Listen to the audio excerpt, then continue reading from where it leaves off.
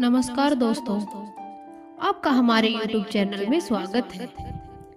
आज फिर हम आपके लिए एक नई, रोचक, प्रेरणादायक और ज्ञानवर्धक कहानी लेके आए हैं, जिसे सुनने के बाद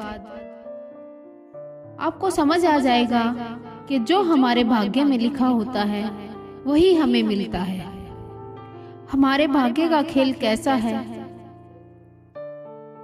तो प्यारे दर्शकों, इस कहानी को अंत तक जरूर सुने और यदि आप हमारे चैनल पर नए हैं तो चैनल को सब्सक्राइब करें और बेल आइकन जरूर दबाएं ताकि आने वाली वीडियो का नोटिफिकेशन आपको सबसे पहले मिलता रहे।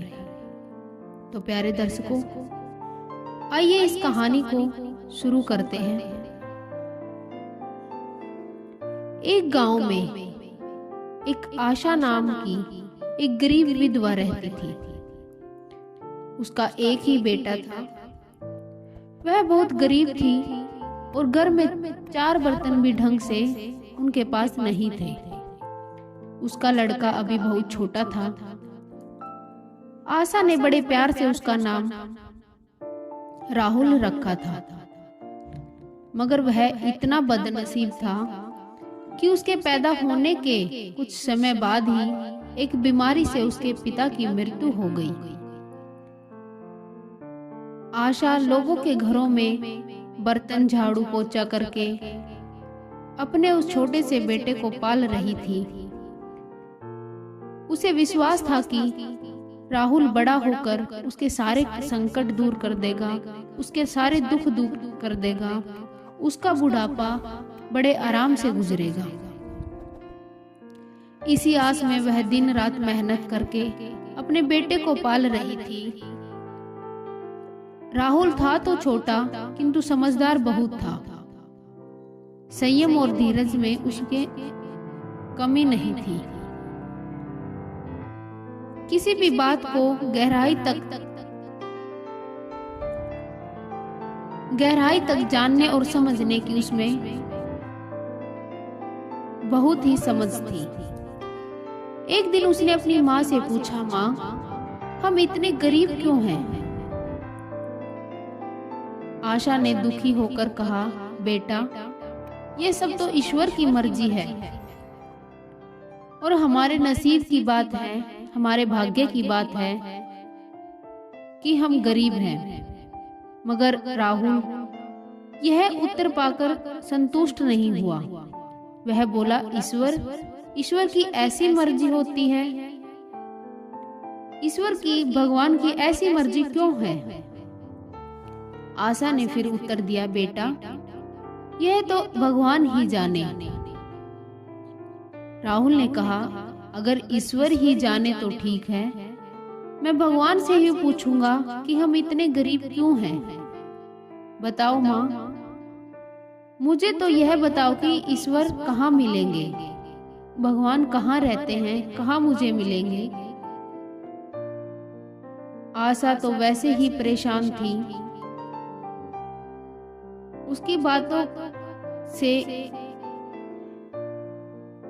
उसकी बातें सुनकर उसने दुखी मन से ऐसे ही कह दिया, वह जंगल में रहता है, लेकिन तुम वहां मत जाना। वहां जंगल बहुत डरावना होता है और वहां तुम डर जाओगे, वहां भूल कर भी मत जाना। लेकिन राहुल ने दिल ही दिल में उसी क्षण पक्का इरादा बना लिया कि वह भगवान को ढूंढेगा और उनसे पूछेगा कि आखिर हम इतने गरीब क्यों हैं। एक दिन वह जंगल की ओर चल दिया। जंगल बहुत गहरा और भयानक था। चलते चलते राहुल बुरी तरह से थक गया, लेकिन भगवान की परछाई तक भी उसे दिखाई नहीं दी। वह थक कर पत्थर की एक शिला पर बैठ जाता है और सोचने लगा कि भगवान तो यहाँ कहीं नहीं है। आखिर हमारी गरीबी कैसे दूर हो सकती है? तभी वहां पर मृत्यु लोक का भ्रमण करते करते भगवान शिव और माता पार्वती उधर से निकल रहे थे। उन्होंने बच्चे को वहां पर बैठा देखा तो उन्होंने बड़े अचरज हुआ कि यह अबोध बालक इस गहरे जंगल में यहाँ क्या कर रहा है, क्यों बैठा हुआ है। भगवान शिव ने बालक से पूछा, तुम कौन हो बालक, और इस जंगल में बैठे क्या कर रहे हो। उस बालक ने कहा, मैं भगवान को ढूंढ रहा हूँ। मेरी माता ने बताया है कि भगवान जंगल में रहते हैं और मैं उन्हीं को यहाँ पर ढूंढने के लिए आया हूँ। यह सुनकर माता पार्वती चौंक कर उठी और कहा कि ईश्वर को, और पूछा मगर क्यों, ईश्वर से तुम्हें क्या काम है। उस छोटे से बालक राहुल ने बड़ी निर्भीकता से उत्तर दिया कि मैं उनसे यह पूछना चाहता हूँ कि हम इतने गरीब क्यों हैं, दूसरों की तरह हम पर भी भाग्य की कृपा क्यों नहीं है, हम अमीर क्यों नहीं हैं। माँ पार्वती और भगवान शिव उस बच्चे का साहस देखकर बहुत खुश हुए और माँ पार्वती तो करुणा के सागर में बह गई। उन्हें उस बच्चे पर बड़ी दया आ गई और भगवान शिव से बोली, प्रभु इस बालक की कुछ मदद कीजिए। भगवान शिव ने कहा, हम कुछ नहीं कर सकते पार्वती, क्योंकि इसके भाग्य में यही सब लिखा है।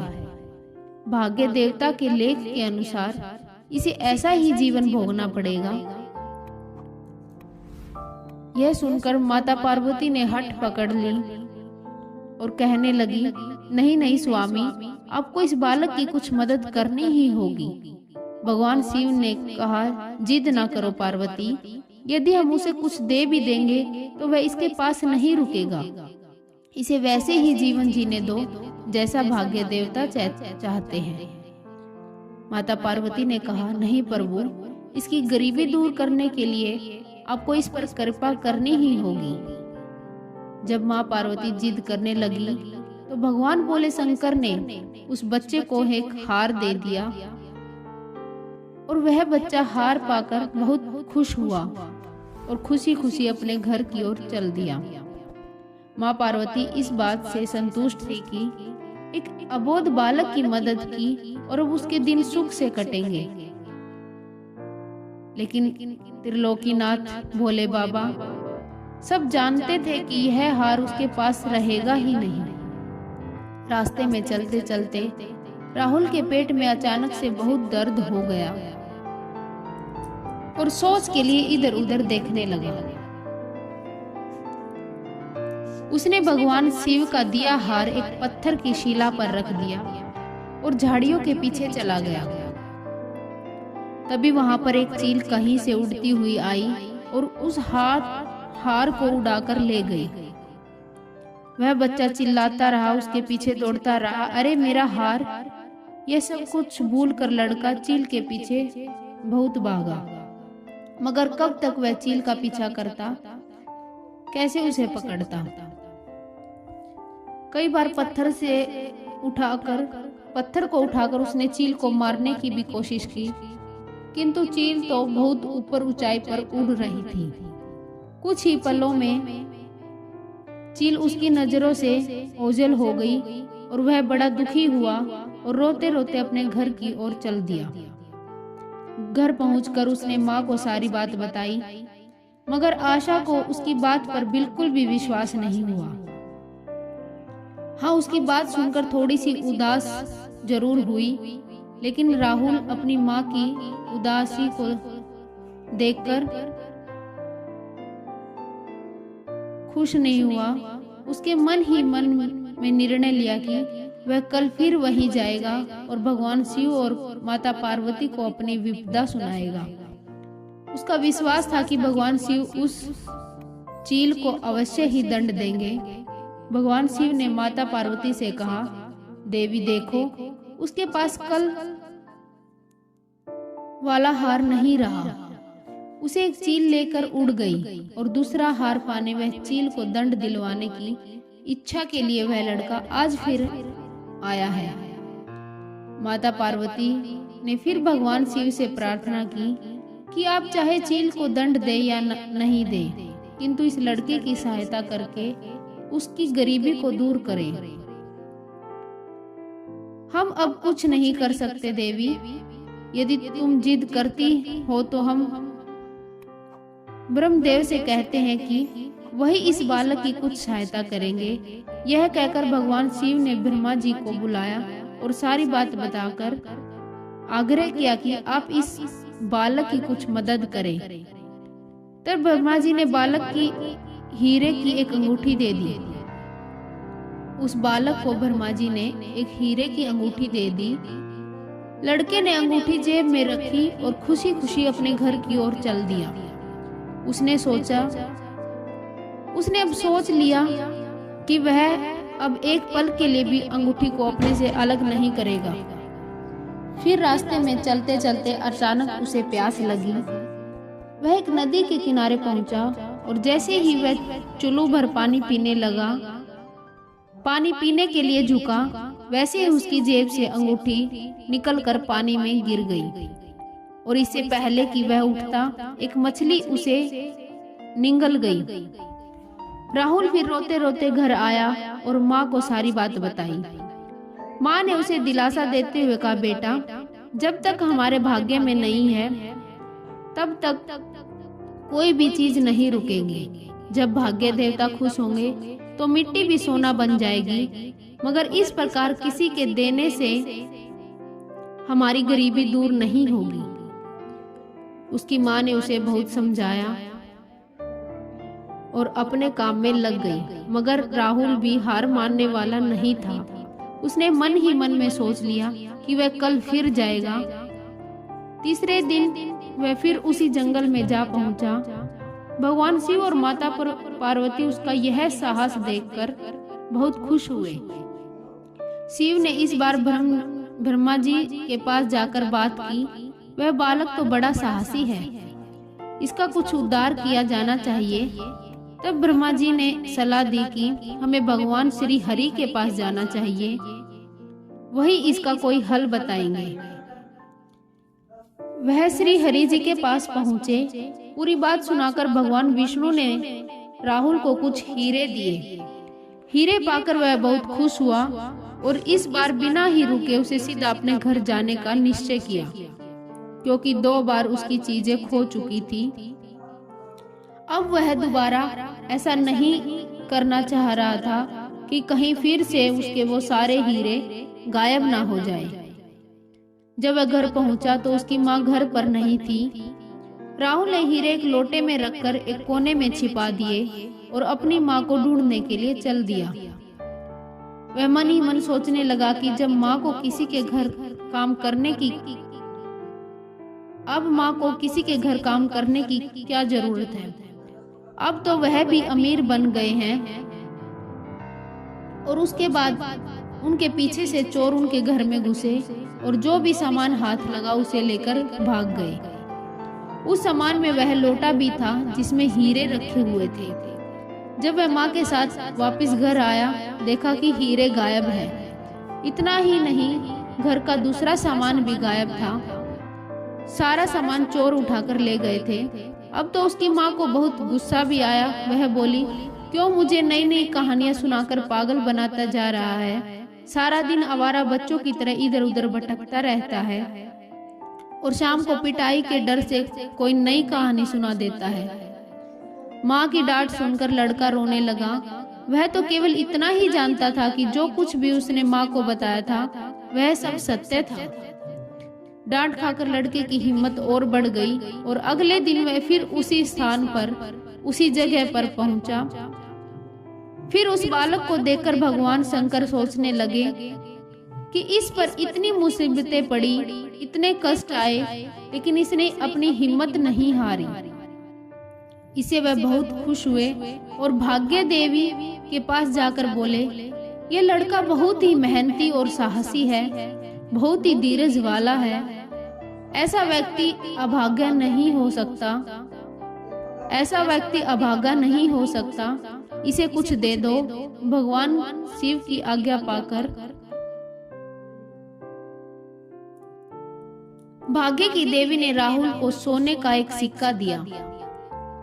वह सिक्का लेकर खुशी खुशी अपने घर को चल दिया। जब उसने घर पर जाकर सिक्का अपनी माँ को दिया तो उसकी माँ बहुत खुश हुई। अब क्योंकि उन पर भाग्य देवी की कृपा हो गई थी, सारे काम ही अपने आप शुभ होने लगे। दूसरे दिन एक मछली वाला उसके गांव में मछली बेचने आया तो लड़के ने वही सिक्का देकर मछली खरीद ली। उसकी माँ ने उस मछली का पेट चीरा तो वह अंगूठी निकली जो ब्रह्मादेव ने उसे दी थी और जो उसकी जेब से तालाब में गिर गई थी। माँ ने अंगूठी संभाल कर रख ली और राहुल से बोली, जा बेटा जंगल से थोड़ी लकड़ियां ले आ। आज घर में ईंधन बिल्कुल नहीं है, लकड़ियां बिल्कुल नहीं है। लड़का कुल्हाड़ी लेकर जंगल की ओर चल दिया। वहां जाकर जिस पेड़ पर लकड़ी काटने के लिए चढ़ा वहां उसी चील का घोंसला था जो उसका हार उठाकर ले गई थी। उस लड़के ने देखा कि चील कहीं आसपास नहीं है तो राहुल ने अपना हार उठा लिया और जो भी थोड़ी बहुत लकड़ियां पेड़ के आसपास पड़ी थी वही उठाकर घर की ओर चल दिया। माँ हार पाकर बहुत खुश हुई। अब तो देखते ही देखते उनके दिन बदल ही गए। घर में किसी चीज की अभाव नहीं रहा, कोई कमी नहीं रही। फिर ईश्वर की कुछ ऐसी करनी हुई कि जो चोर उसके घर से हीरा चुरा कर ले गए थे उन्हें सपने में महादेव शिव शंकर ने चेतावनी दी कि जो हीरे उस लड़के के घर से चुरा कर लाए थे वे तुरंत उनको वापस कर दो, नहीं तो तुम्हारा सर्वनाश हो जाएगा। चोर इसी डर से उसी दिन हीरे उसके घर पर दे गए और अपनी गलती के लिए माफी भी मांगी। इस प्रकार उस अभागे का भाग्य चमक गया। अब उसके घर में किसी चीज की कमी नहीं रही और उनकी गरीबी हमेशा हमेशा के लिए खत्म हो गई। तो प्यारे दर्शकों, हमें कभी भी किसी चीज के लिए हिम्मत नहीं हारनी चाहिए। जो कार्य हम कर रहे हैं उसको हमें बड़ी शिद्दत से करना चाहिए। हमारी कभी हार नहीं हो सकती। तो प्यारे दर्शकों, अपनी हिम्मत मत हारिए और भगवान के ऊपर विश्वास रखिए। आपके सारे काम खुद ब खुद हो जाएंगे। तो प्यारे दर्शकों, कैसी लगी आज की कहानी? अगर अच्छी लगी हो तो इसे लाइक करें, शेयर करें और कमेंट करके हमें जरूर बताएं। धन्यवाद दोस्तों।